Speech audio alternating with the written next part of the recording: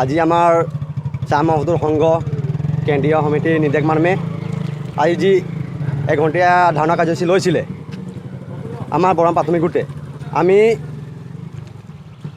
আমাৰ বাগিচাৰ মানুহবিলাকে বহুত ধৰণৰ কষ্ট কৰি আহিছে 200 বছৰ অতিক্ৰম হ'ল তেখেতসকলে কিন্তু আজি পৰ্যন্ত তেখেতসকলে আমাৰ বাগিচাৰ মাটি পটা কৰিবলৈ পৰা নাই।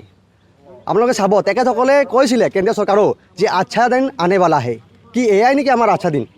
তেখেতসকলে কৈছিলে যে আমাক প্ৰতিশ্ৰুতি দিছিলে তেখেতসকলে দৈনিক মজুৰি 351 টকা কৰি দিম বুলি কিন্তু আজি পৰ্যন্ত 11 বছৰ হ'ল আজি পৰ্যন্ত তেখেতসকলে আমাৰ 351 টকা মজুৰি বৃদ্ধি কৰিব পৰা নাই। কিয় পৰা নাই চৰকাৰে?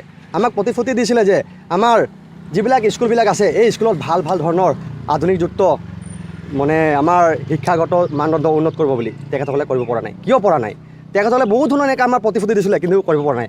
আজি চাব মূল্যবৃদ্ধি এনেকুৱা হৈছে আমাৰ চাহ শ্ৰমিকৰ চলিবলৈ বহুত অসুবিধা হৈছে।